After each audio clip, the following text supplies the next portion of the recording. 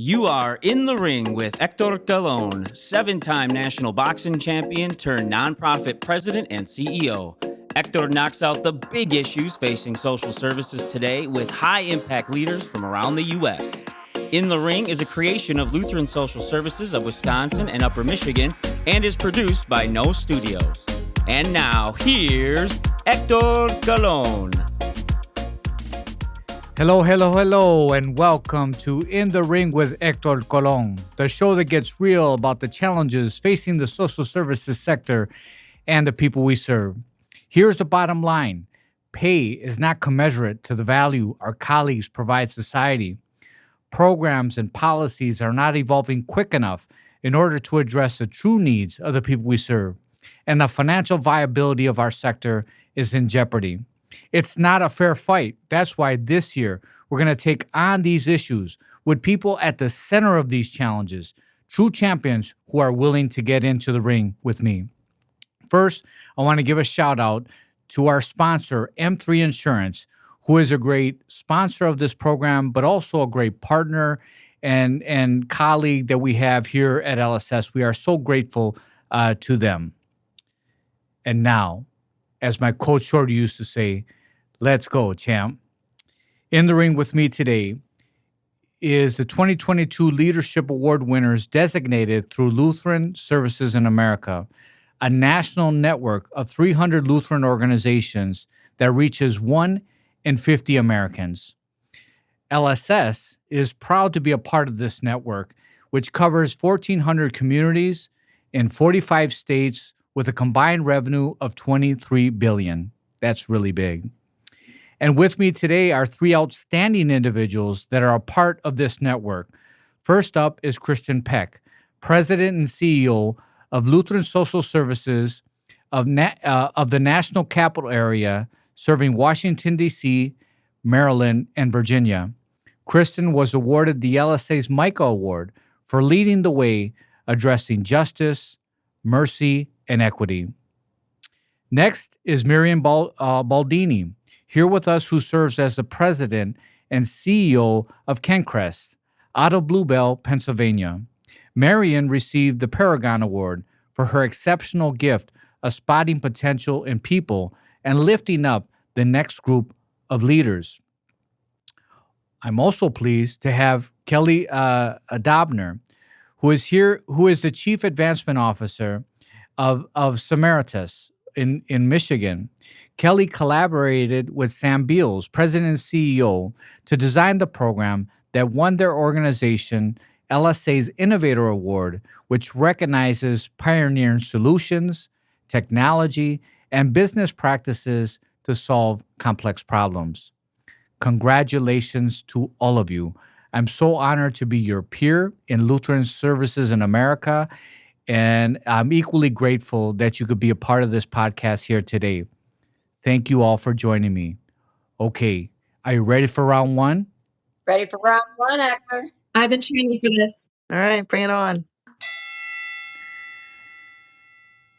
So why don't we start off with just tell me a little bit about your organization and how you empower people in your community.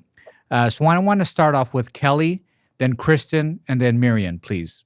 You bet. Well, I'm putting my gloves on for round one here, Hector. So let's go. Let's go. All right. Right. So a little bit about Samaritas. We serve Michigan throughout the entire state, up to 20,000 people every year throughout the state, in a variety of programs from what we call cradle to glory. Right. So everything from family preservation, foster care, adoption, refugee services, disability services, affordable living, senior care, and a little bit of everything in between, including substance use disorder services and behavioral health. We really look to empower other people, can be seen in our logo, which you can't see here, but if you did, you would see two ripples around the S of Samaritas, and that was very intentional. Our mantra is be the rock that starts a ripple. And that ripple is a ripple of positive transformation across our communities. And so that is our call to action always with everybody, whether that's donors, whether it's our staff, whether it's our partners or the people in our care, is we invite you to be the rock that starts a ripple, because whether you're the rock or the ripple. You drop it, it goes deep, and your ripple goes on for forever and ever, touching people's lives in the most positive way possible. And when you help people reach their full potential, they in turn help other people to become their best selves and reach their full potential as well. And everything that we do is really designed around that mantra and lifting people up and being their best selves. Thank you so much, Kelly. I appreciate that good background of you and your organization. Appreciate it very much. How about Kristen? Well, first of all, Hector, I just wanted to thank you so much for having me on. It is such an honor to be here amongst such inspiring group of leaders. Thank you. And I'm the CEO of Lutheran Social Services in the National Capital Area, or LSSNCA. And we've served the greater Washington, D.C. area since 1917. And we're motivated by our vision of creating an inclusive community of well being where people thrive. And we create this community every day by welcoming people who are fleeing violence and persecution in their home countries and who are seeking safety and protection in the United States, by providing foster care to unaccompanied children who are seeking refuge. And we also empower young people in the DC metro area through mentorship, summer camps, and provision of an evidence based curriculum on healthy relationships.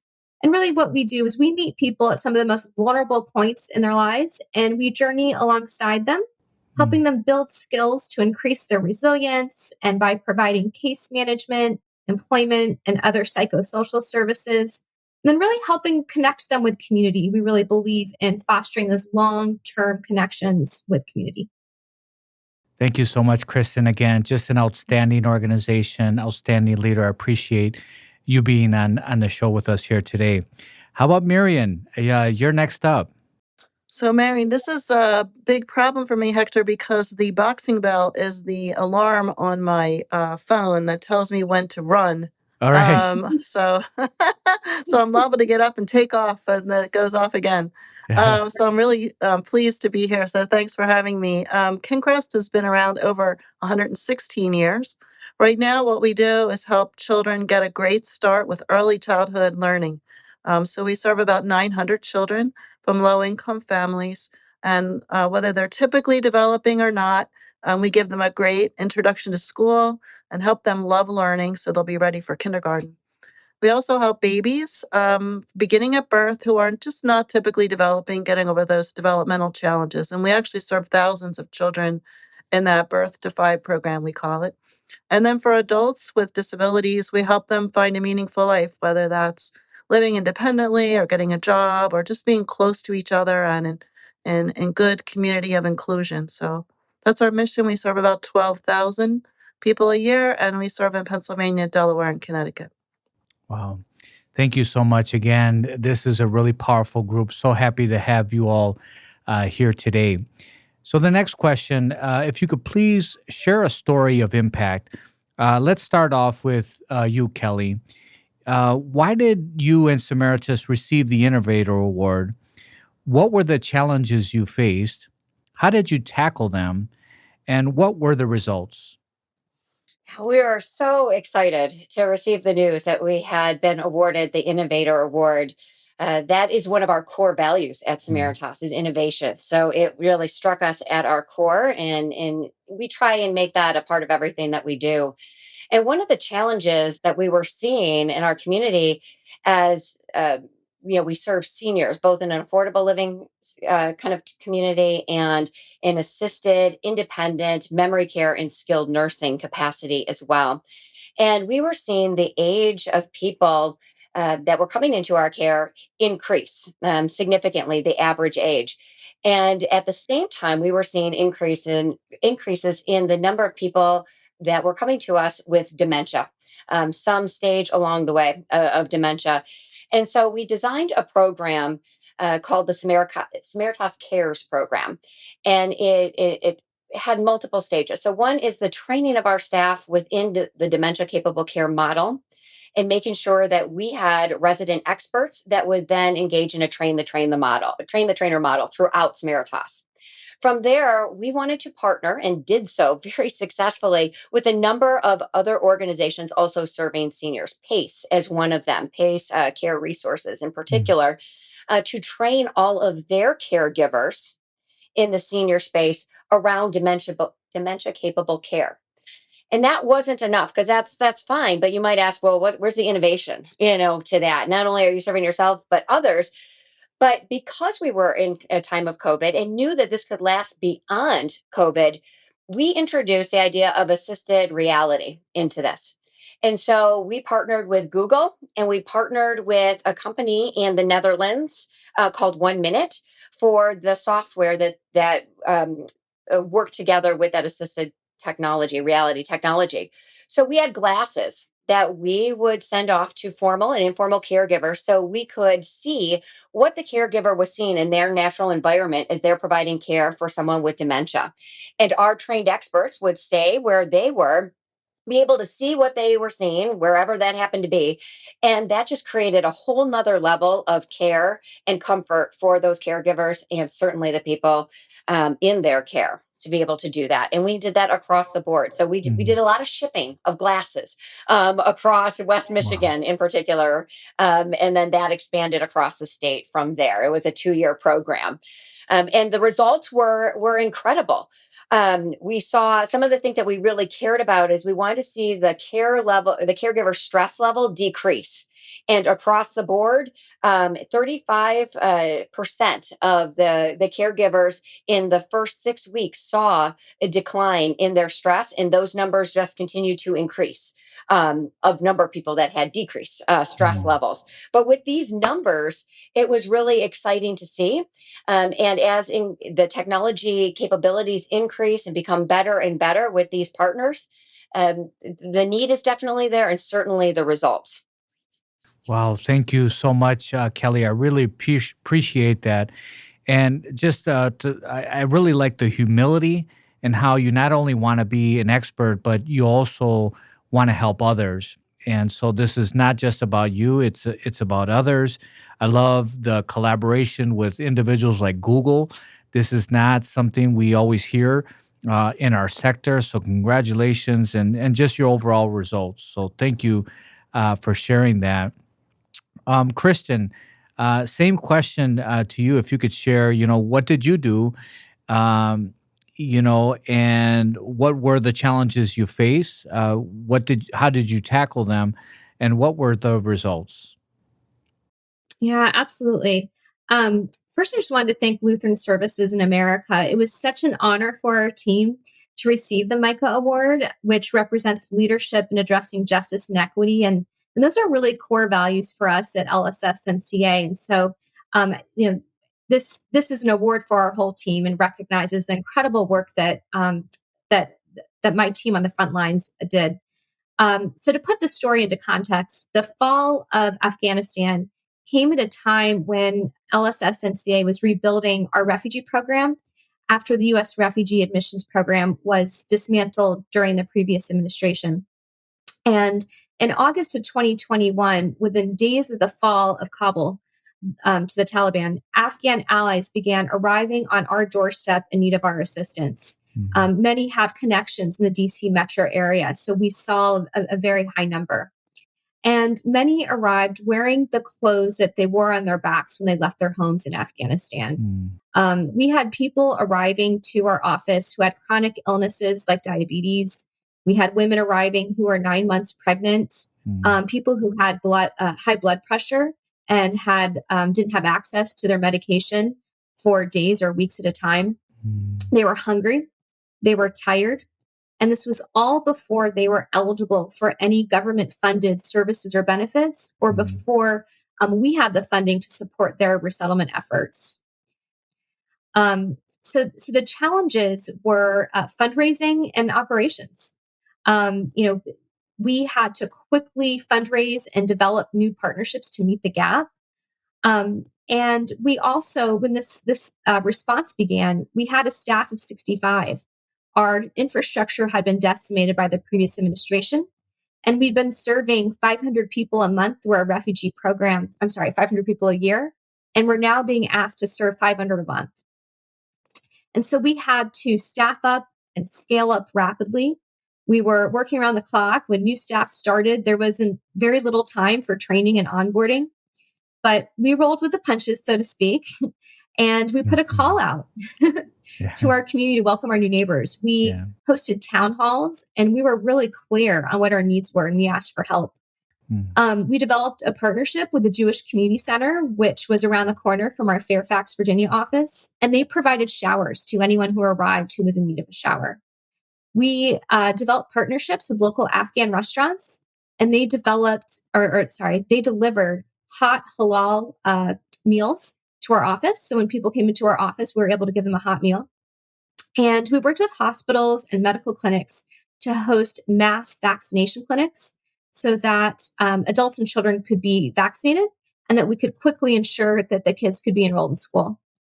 Our call for in kind donations resulted in Amazon trucks coming to our office every hour and they were packed. We were literally working around towers, in between towers of in kind donations. And we had to call in a professional volunteer organization to really help us take inventory and manage our in kind donations. But we were able to supply our new families, the newly arrived Afghan families, with all the things they needed to set up their first homes. We really became known in the Afghan communities providing services to and supporting Afghans. And that allowed us to develop long term partnerships with Muslim led groups and veteran led groups. And we piloted a new community partnership with the State Department to allow us to expand our services by bringing Afghan and veteran communities to create long term connections to Afghan allies along their journey as they resettle in America. And so, because of our dedicated team and this outpouring of generosity from our community, we welcomed more Afghan allies than any other single resettlement agency on the East Coast. And we resettled 4,500 in 1 year. And this was after 4 years of resettling 500 people annually. And so this was quite a feat. And I think we're all very proud of the work we did.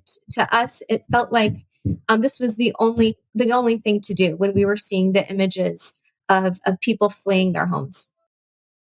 Thank you so much, Kristen. I really appreciate that. And like you said, all of us saw the news when we saw those individuals fleeing in desperation for hope and freedom, clinging onto that airplane and eventually falling to their death. At Lutheran Social Services of Wisconsin and Upper Michigan, we also had similar experiences serving those individuals from Afghanistan, on top of the other refugees that we're serving. And similarly, we had an outpouring of support, of generosity that really allowed us to give these individuals an opportunity to live here in peace and prosperity and freedom. So thank you so much for really rising to the occasion and serving so many people above and beyond what you normally have done on an annual basis. Thank you so much. Miriam, tell us a little bit about your experience with the Paragon Award and address the same questions. What were the challenges you faced? How did you tackle them? And what were the results? Well, the Paragon Award was actually named in honor of the life and work of Ken Daly, who was a board member of Lutheran Services of America and also had been involved in corporate governance for many, many years. And I knew him. He was an amazing man, a mentor and a leader. And he really was probably one of those great executive coaches. So I have to say I was a little stunned because I don't go around thinking of myself in the terms of Ken Gale Daly, but here I am. The award was really about the work that I've been doing with leaders to raise them up as leaders.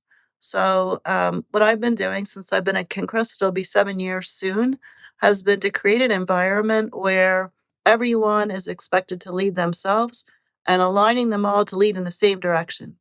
Kincrest had a great history of innovation. We were one of the significant leaders in advancing the right to education for children with special needs way back when children were not entitled to school.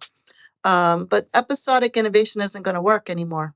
Now, more than ever, the challenges are coming at us with no warning, no funding, no notice. The pandemic was sort of out of nowhere. We had to get in the ring right away. So here we are. And we're faced with all these challenges. How are we going to thrive in conditions like this? So I really needed to raise up leaders. One of the greatest challenges is to keep up with all the innovation, because at this point, the administrative folks are innovating, the program folks are innovating, and the board is innovating. So the board has created an innovation process where every year we have a grant application, and any employee in the organization can submit a new idea and have that independently considered by the board as something that they want to do.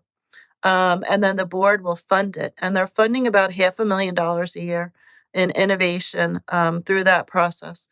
One of the coolest ideas was submitted by one of our administrative assistants, and it was day sharing. So her idea was to find seniors in the community who just wanted to spend the day doing something they really enjoyed with someone else. So we have been out there finding these folks, pairing them up with individuals with disabilities, basically to hang out over whatever it is they want, play cards, garden, do some community service, whatever, with the idea that if we all could find ways to be of service to one another, the problems in the community would be that much smaller. So it's really all about the leadership. So it's a little embarrassing to get an award, just to say it's just not my nature, but I was really honored to be chosen to reflect Ken's beliefs as well. Wow, thank you so much, Marianne, and all of you for the inspiration you are imparting to all of us in this podcast. We appreciate it so much. So that completes round one. In round two, we're going to talk about how our guests are leveraging their recognition to empower others and strengthen our sector. But first, a word from our sponsor. Supporting your employees is more than a paycheck and 401k. It's just a fact. People today are at a higher risk of experiencing mental illness, housing insecurity, and substance abuse. Do you know the health of your employees, your communities? How can you step up your benefits to better address their well-being? M3 Insurance helps businesses see beyond basic benefits and support employees where they live. It's a meet them where they are approach that LSS delivers to their clients every day. M3 and LSS offer real solutions to now commonplace realities that strengthen employees and inspire communities to thrive. Test your employee benefit strategy now by going to m3ins.com. All right. Are you ready for round two? Let's jump right in. Awesome. Miriam, I want to start with you this time. How are you leveraging this award and your work to empower others? Well, it's really keeping me on course for where I started. So we're just expanding a little bit on that. But the biggest thing I've done lately has been speaking at conferences on the power of language in leadership. I just spoke recently at a statewide conference, and I think people have to be careful about their language because our language can either take the energy out of the room or put the energy in. So we all read a book about a year ago called Turn the Ship Around, and it talks about the power of language and really helping people have two kinds of work, red work and blue work. Red is technical and blue is creative. So I think if everyone has red and blue, everyone can be a leader in their own right, and will release the power of all the talent we have in our organizations. Thank you, Marion. I'd like to learn more about that. I'm definitely will pick up that book. The power of language, I agree, is very important. You can destroy someone's soul, or you can lift them up and inspire them to do great things. So thank you for what you're doing there, Kristen. What is important to lift up for the work for others and their organization? I'm sorry. Why is it important to lift up the work of leaders and their organizations? I think it's so important to remind ourselves that we're not in this alone and that we don't have all the answers, and that's okay. Around this time last year, I was at the Lutheran Financial Management Association conference, and that was during my organization's response to the Afghan refugee crisis. And I stood up and I asked the room who else was responding to the Afghan refugee crisis because I wanted to learn. And my questions for the group of financial leaders included things like, how are you strategically scaling your financial department? What does it look like at different funding levels? And where are you finding success in recruiting finance positions right now during this workforce shortage?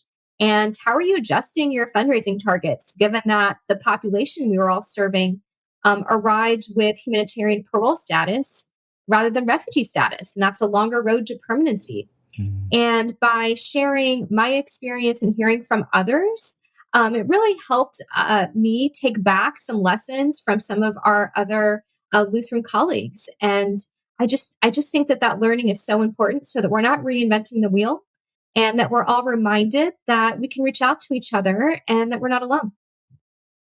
Thank you, Kristen. That's why this network is so powerful because we can share with one another, learn from one another, and there's lots of humility. We want each other to be better, and that's the strength of this network.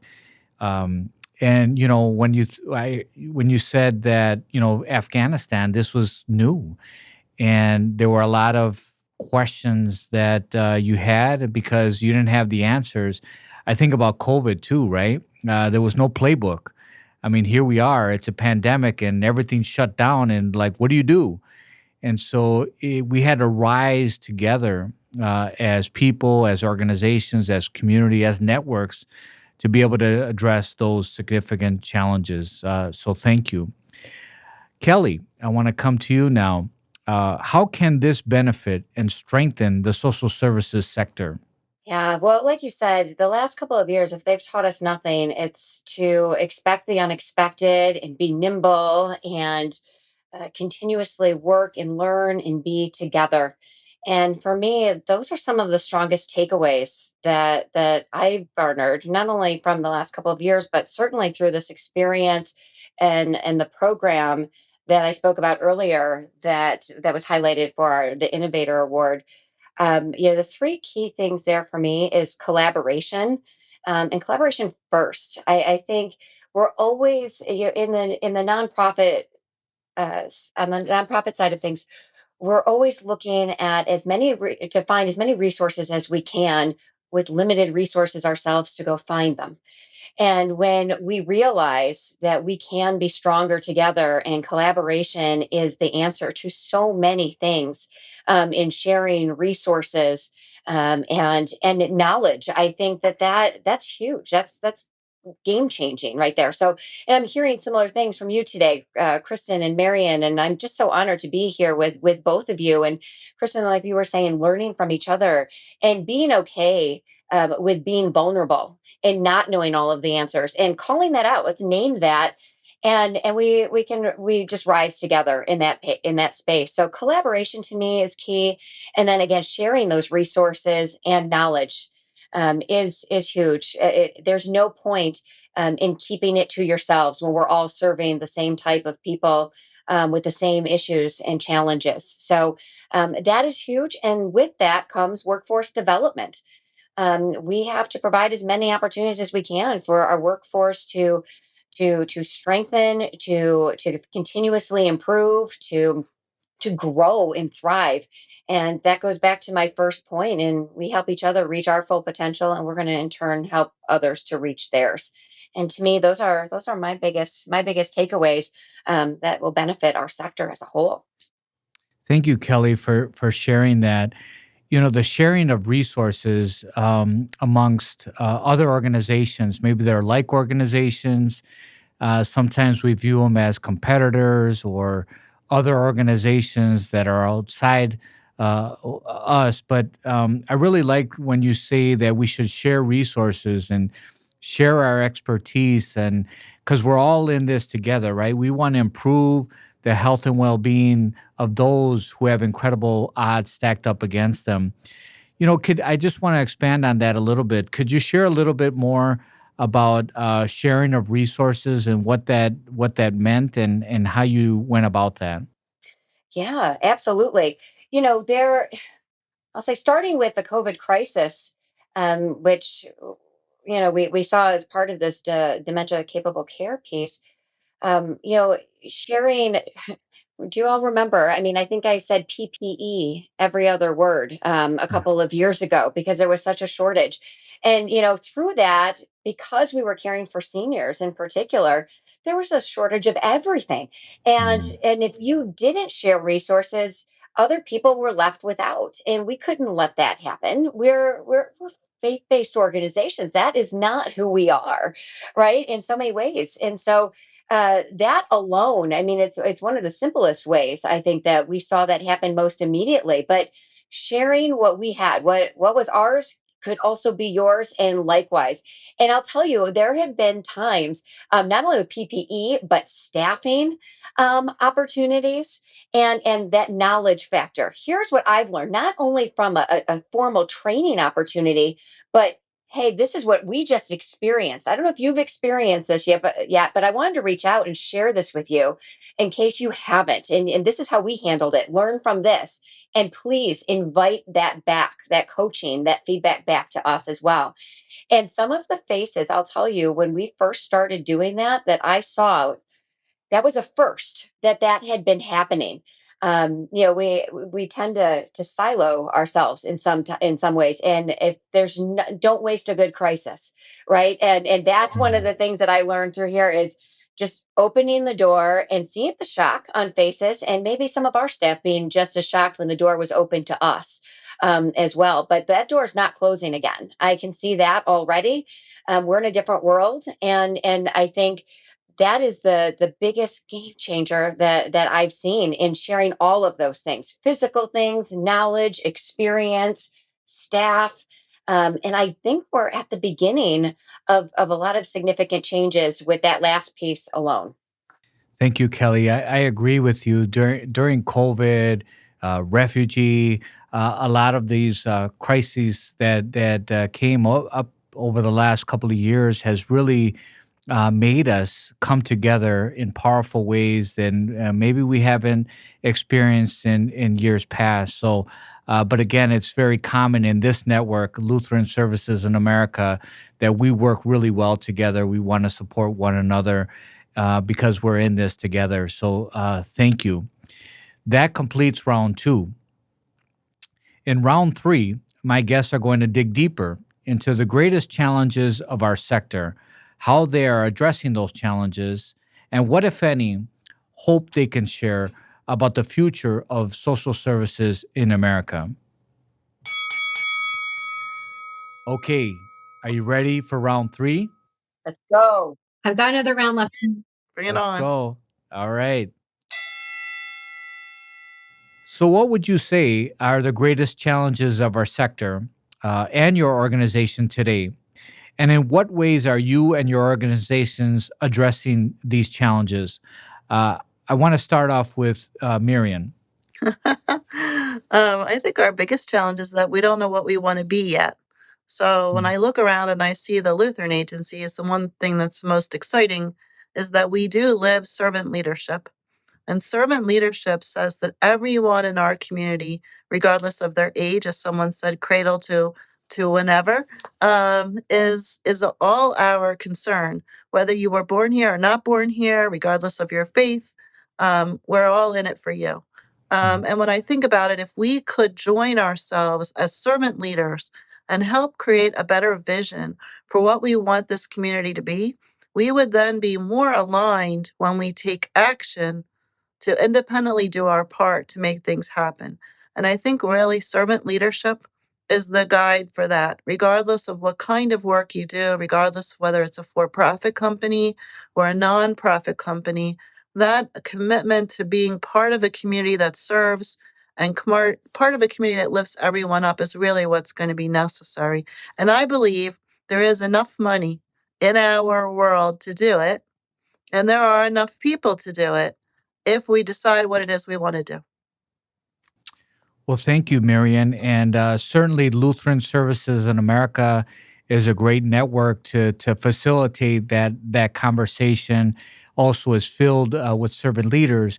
But I also want to offer up that this podcast, I have brought in many outstanding leaders, such as yourselves, and we're getting great insights, and hopefully we can have some common themes and a vision to move forward, so that the sector is thriving. Because right now, the financial viability is in jeopardy. The people that we serve have lots of challenges, and so hopefully we're going to learn together through this podcast and really move forward in ways that are going to make our world better. So thank you, Marion. Kelly, same question. Greatest challenges of our sector and your organization, and in what ways are you and your organization addressing those challenges? Yeah, that's a challenge in and of itself, is focusing on one or a couple of Mhm, those challenges. But with challenges always come opportunities, and mhm, that's how I like to look at that. For us, like so many, I think our organization, our sector, is dealing with the staffing crisis.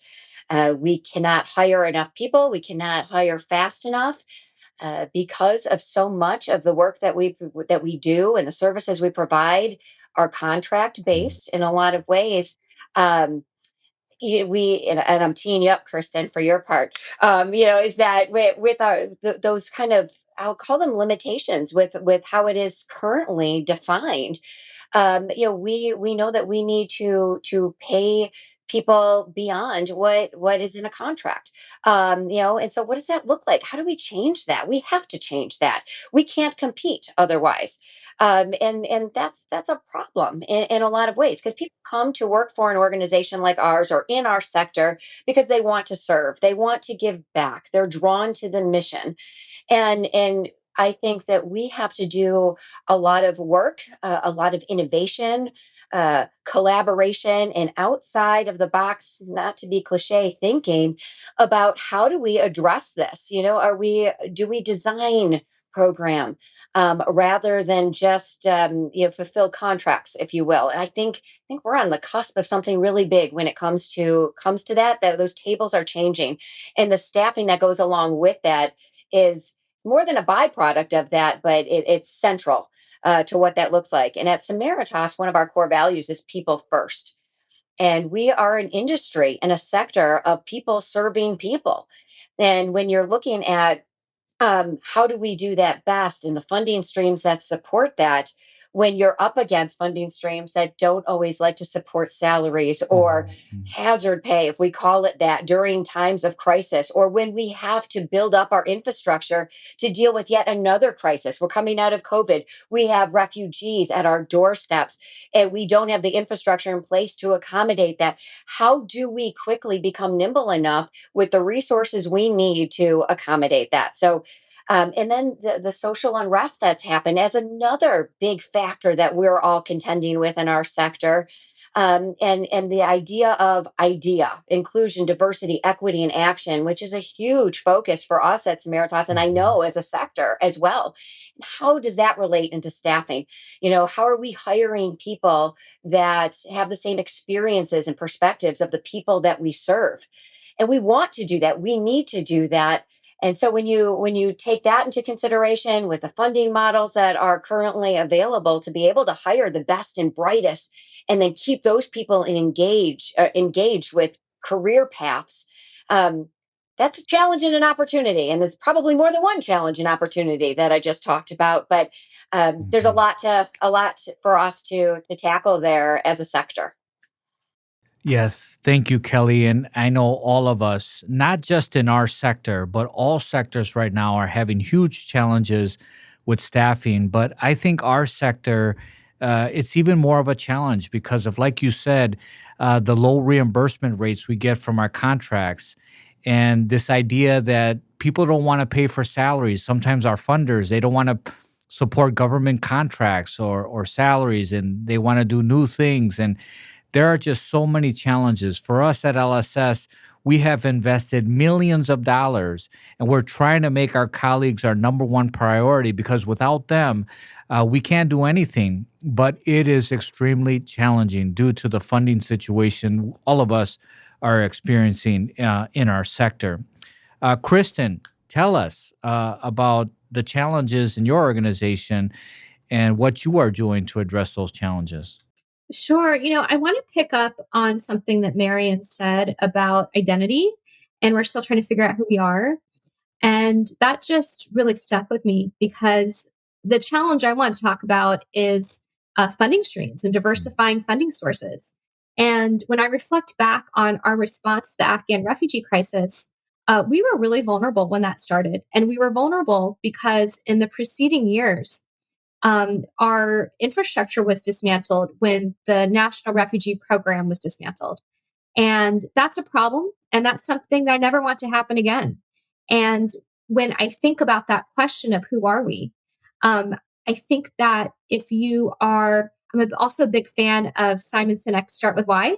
And when you focus your sustainability and fundraising plans on your why and why you do what you do, it opens so much more than when you focus your plans based on the what and how.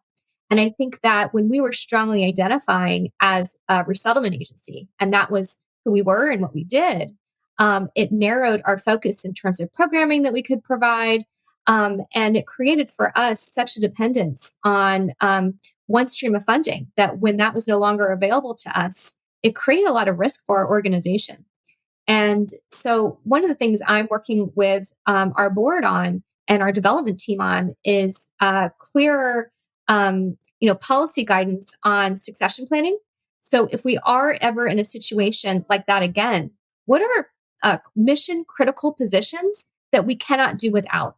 Because what happens in nonprofits often is when you lose the federal funding or you lose the funding, um, uh, that's often helping to support really critical positions like performance and quality improvement, like human resources, and then you look at your development staff. We can't spend any money on development right now. When really these are positions that are really critical for the success of the organization. And if we would have had those positions when we started our response to the Afghan refugee crisis, we would have been much better positioned. We instead were having to rebuild our infrastructure as we were responding, which was incredibly challenging.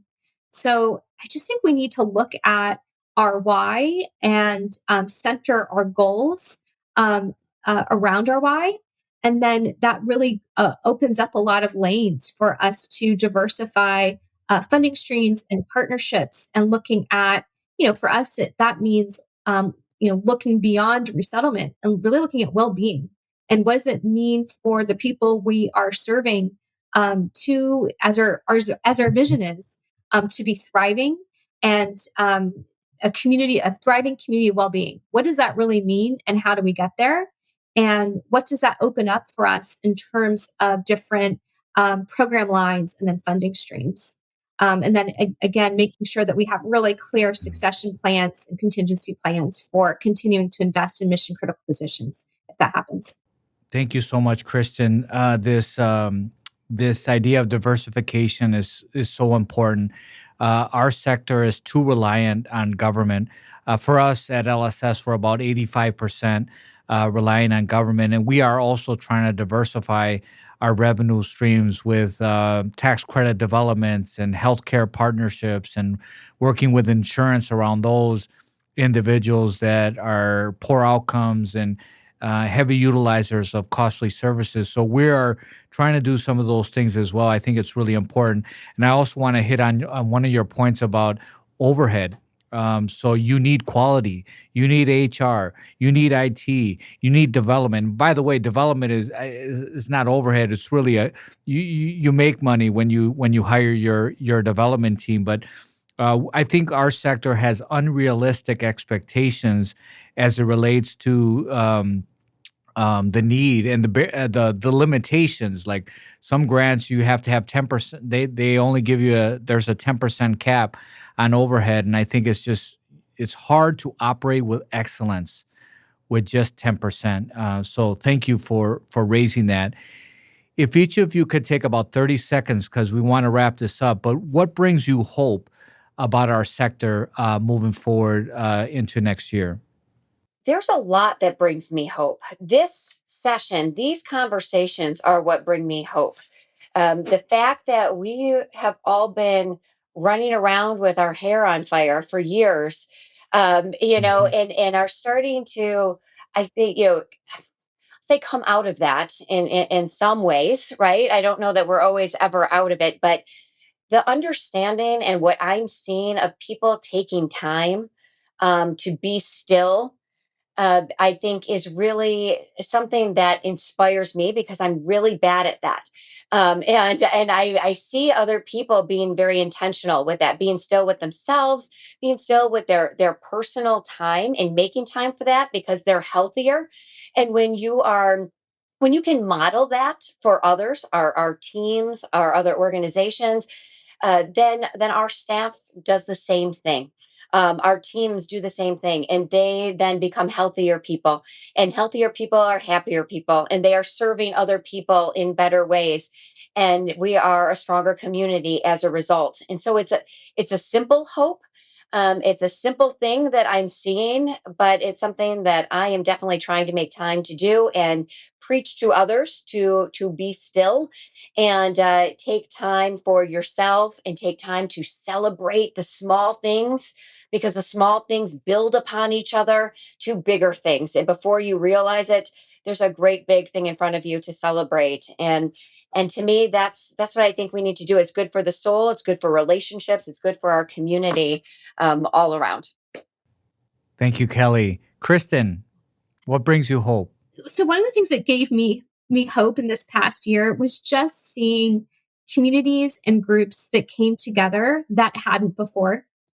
I think the visibility of the crisis in Afghanistan to Americans, given our long involvement in that country and the fact that many of us have worked and served alongside Afghans, really made the face of that refugee story so relatable to many of our neighbors.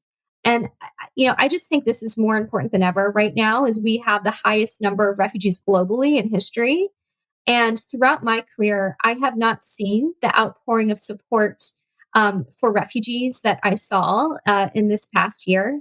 Aisles were crossed, bridges were built, new partners came to the table, and it really gives me hope that those communities who are called to welcome will continue to answer that call as our new neighbors face new life transitions, as we continue to welcome refugees from other parts of the world.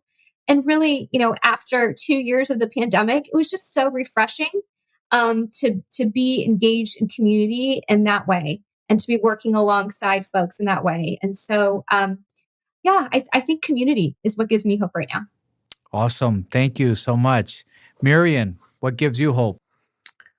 So in the last couple of months, two of my op-eds have been published where I'm trying to get people to change the conversation because I do believe the United States has all the money it needs. It's just not distributed properly. So I'm very excited because I got selected after those op-eds. I'm sure that helped to sit on a statewide commission to talk about policy, about how we're going to adequately fund and support people with disabilities and take care of those workers. So I'm really pretty excited about that. I also like the fact that I can run in half marathons again. Just saying, that little boxing bell on my phone does go off and makes me want to move. And that's really exciting too. But I do have hope for the system because I do think the money is there. We just have to move it around. Awesome. Thank you. And I don't know about running a half marathon, but I'll jump rope with you. So, last question. So how are you knocking out? How have you been knocking out 2022 personally and professionally? Kelly? Oh, that's a good question.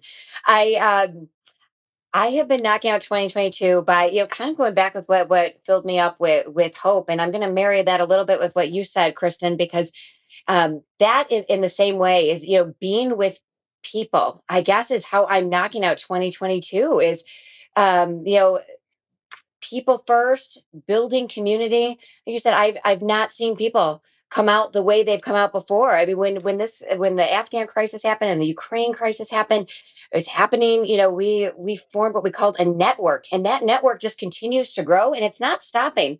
And I'm so excited to be a part of that. And I'm going to continue that. We're at the end of 2022, and how I'm knocking this year out is going to be how I knock out in 2023 as well. It is about network and community and being together. Awesome. Thank you. Marion? So we're in the process of developing new and better leadership development plans. So that's really a pretty exciting part of our year end, finding ways in which we can make sure that people are growing and putting their talents to work. So I'm really excited about that. So that's kind of my knockout for 2022. Great. Thank you. Kristen. So we're coming off after a year of crisis, and our team just working round the clock. And so, the rest of 2022 for us is focused on one of our five strategic goals, which is invest in each other, and really finding ways to invest in our team, develop our team. Um, I want to retain all the excellent talent that we built. We went from a team last year of 65. We now have 170, and we're headed to 240 in the next year. But I want to make sure that alongside our growth, we are also looking at all the ways we can build a culture. My goal is we are the best place to work in the DC metro area in 2025, and we have some work to do in terms of building our culture so that we can have a really strong culture of performance development and performance growth and investing in our team. And I think about a lot how I can model that as a leader. And I think for me that also looks like modeling for my team that it's okay to take time when you're sick. It's okay to take your vacations, and that we don't want you to work. And so, for me to model that for them, I have to practice it. And I had some practice this past fall. My husband and I went on vacation, and it took everything in me to leave the laptop at home, but I did. And it's a really beautiful thing to see that, when you step away and you take your fingers off from holding the ball, that your team comes in and they support it and they hold it for you. And I think that's just a really healthy exercise. And I left and I came back and I missed my team and I felt refreshed. And so I think that's important for us as leaders is to, when we're talking about self care, to walk the walk and in addition to talking the talk, because our team looks at us, and if we're responding to emails when we say we're away or when we say that we're sick, they're going to do the same. And then and so I want to make sure that we're creating space for people to have and take care of themselves and their own families. Oh, thank you so much for that final advice. I think that's really important. I think my wife would appreciate if I left the laptop during vacations too. So I'm going to take that advice and try to do that. And I'm sure my wife will be very happy. But more importantly, it is right that that's the example we're setting for the rest of our colleagues. So thank you for that advice. You guys were an absolute knockout. Thank you so much for being a part of this. This concludes In the Ring with Hector Colon. I'm so appreciative of you being involved with me here today, and I'm really looking forward to seeing you soon at Lutheran Services in America CEO Conference. Thank you. Thank you. Thank you. Those guests were absolutely outstanding. I just want to recap on a few of the big points that they shared. This idea of humility. We don't always have all the answers, especially, with this Afghanistan crisis and COVID, where we didn't have a playbook. We had to have humility and rely on one another. And we didn't always have the answers. So I thought that was a great insight. It was really impressive. Some of the partners that they mentioned that you don't always mention, that are not always heard when we're having conversations in our sector. Google, Lyft, Airbnb, Amazon. So all of them shared with us about those different partners that they had during these difficult times. I really like the idea of the board is innovating and asking colleagues to submit ideas. And then one of those ideas they move forward with on an annual basis. I want to take that idea and bring it back to our organization as well. We talked about the power of language and how words matter and how they are said matters. So that is something that I think all of us can learn from. We're not alone. We're in this together. We saw our sector really rise to the occasion to serve those who have incredible odds stacked up against them. The Afghanistan situation, just COVID, So many the civil unrest, the political unrest that we've experienced over the last couple of years. But we're not alone. We're in this together. And a lot of those situations, we really didn't have a playbook, which really relied us to come together and support one another. We need to be nimble, collaboration, sharing resources. That is what we need to do. And that was what was shared here today. This idea of having a joint vision so that we can be stronger collectively together, moving forward in the same direction. Some of the challenges on staffing, it's really hard in our sector right now with staffing. Contracts don't cover the full cost for our colleagues. Some funders don't want to support salaries or staff. And so it's really hard. We need to be really creative, but really vocal about paying our staff, our colleagues, commensurate to the value they provide. So all of them touched on that as well. This idea of overhead and how our sector, I think, is unfairly targeted for the expectation that we have really low overhead. Our sector needs quality. We need IT. We need HR. These are important core functions that support our mission. And so they shared a little bit about that. And lastly, they shared about hope. Hope because we have each other. Hope because they saw how we are investing in one another. And I want to just end off with hope because we love one another. So all of these individuals are so capable and so deserving of these awards, and I'm so glad that they could be a part of this podcast.